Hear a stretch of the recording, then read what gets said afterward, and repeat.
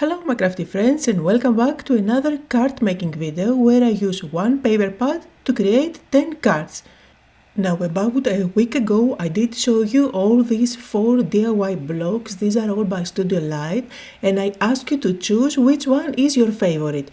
After reading all the comments, Christmas in the Forest was the most voted one, with Natural Christmas as a close second. So for today I'm using the Forest and I will be creating 10 cards. Now first of all I will browse really quickly through the pad so you can see what it is included. Every design that you get every page comes twice and these are all pop-out images, so that all you have to do is to just pop them out and use them on your cards to create clusters or any other design. Along with the images you do get banners, you do get sentiments, as well as those little images that are already cut out for you, and all you have to do is to just stick them on top of a card base and pretty much you're good to go if you want to create something really quick and simple. So half of the pad is full of background designs, and again you get 2 pages of each design. So for today I'm going to focus on this paper pad and I will be creating 10 cards which are all really simple and quick to do. If you haven't done your Christmas cards or if you need some really quick ones, this is the way to go, and I am going to make sure that I don't use any extra fancy supplies, so mainly your glue and maybe a circle die or a rectangle dies, but even if you don't have those type of dies, basic dies, you can just use your paper trimmer. So if you like, you can just pop out all the images so you have a bunch of them on side to play with. And let's start with the first card for today.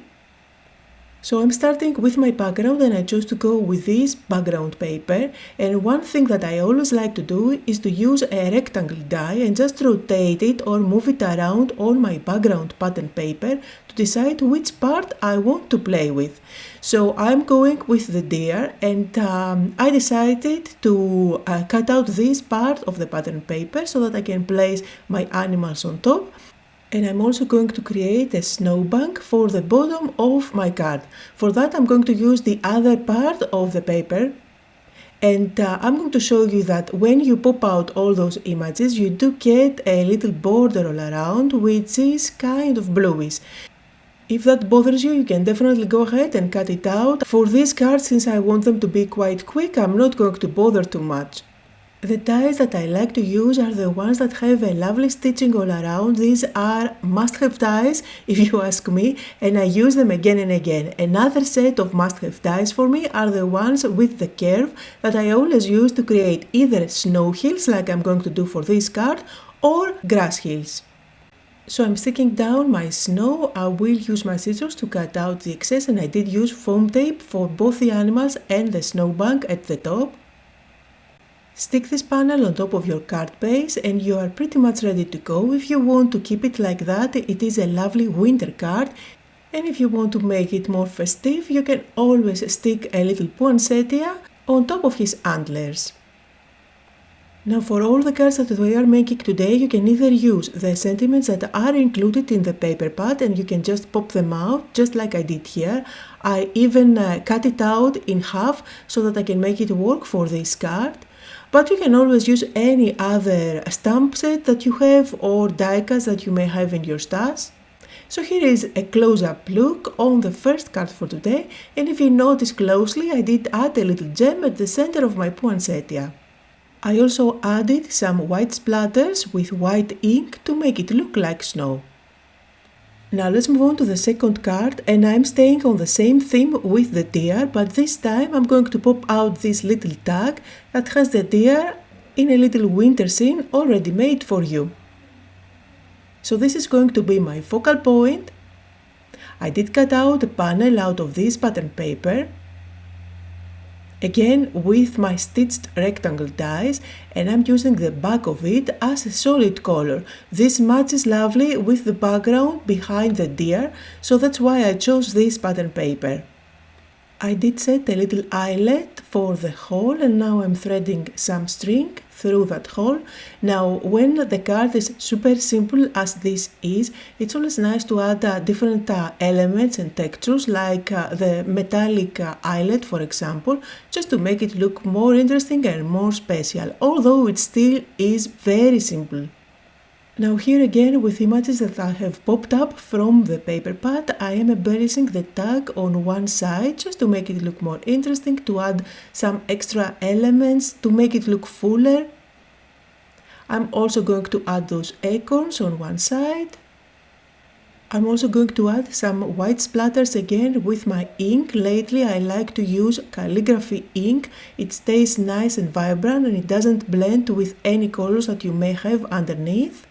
And then the whole thing is going to go on top of my card base. And you can see here some close-up photos on the second card for today.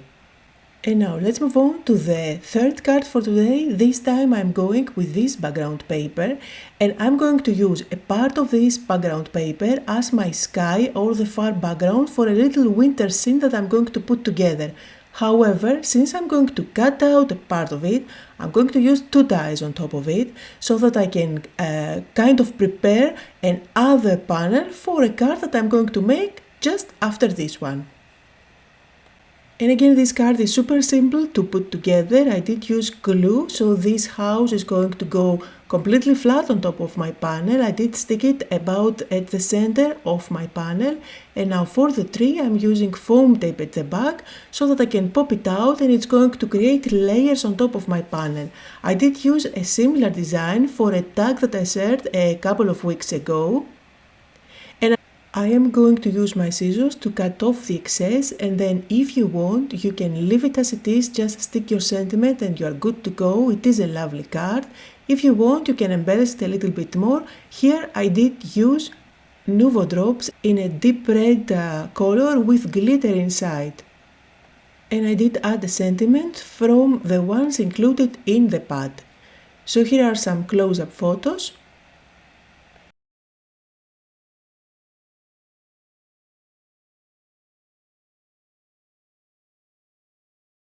And let's move on to the next card. This time I'm going for the slimline card. Remember, I did cut out this panel while I was making the previous card.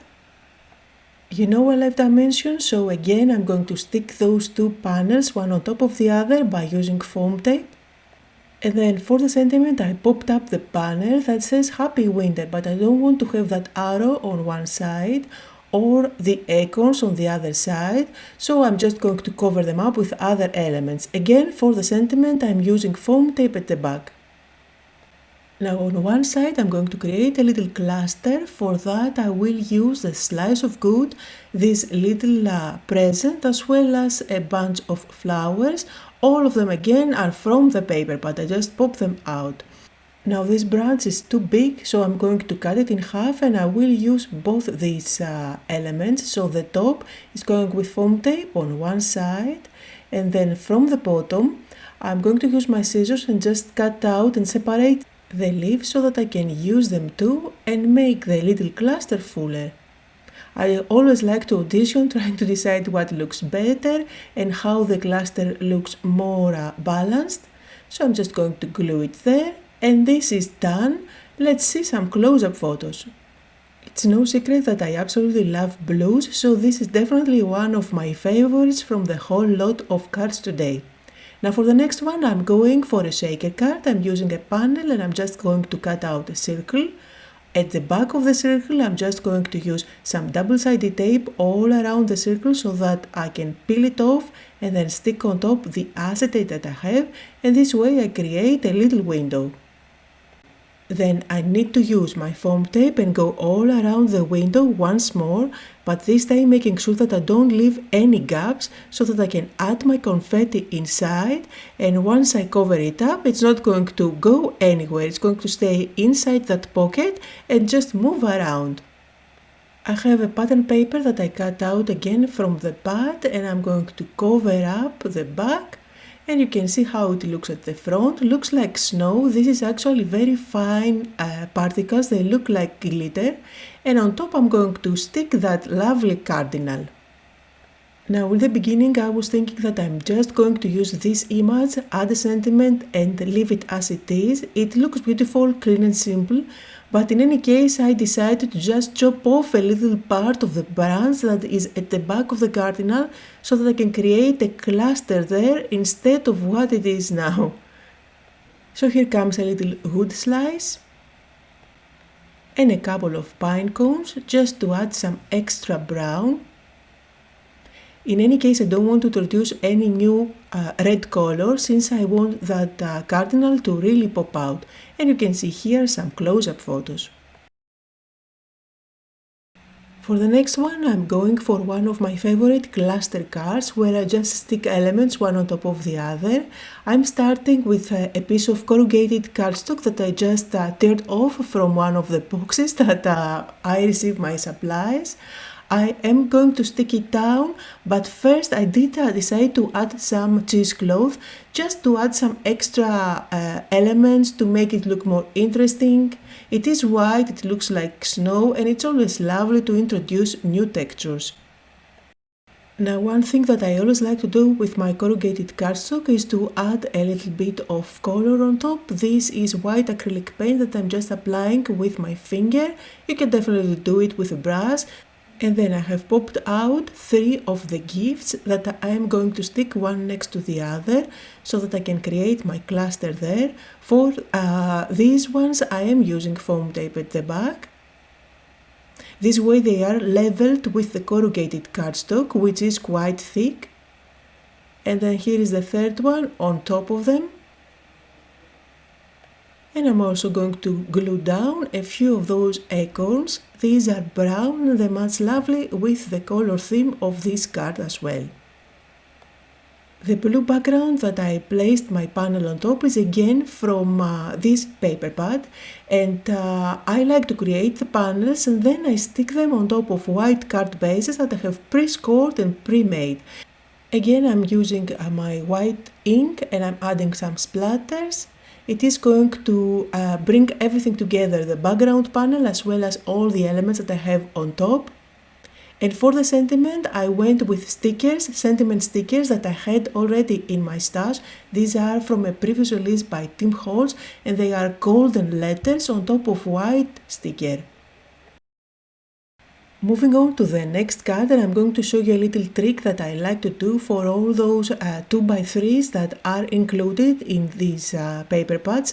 So I like to create a frame and then I stick the little image on top of my card base, and then on top I just stick the frame. You can definitely go with foam tape like I am doing here so that you can add some dimension. And this is also super easy to turn into a shaker card so that you can have some elements moving inside that window that looks like snow. Again, I did add one of my stickers to add my sentiment, and I'm going to add some splatters, making sure that they are going to fall on the frame as well, so that this way I make sure that everything comes together.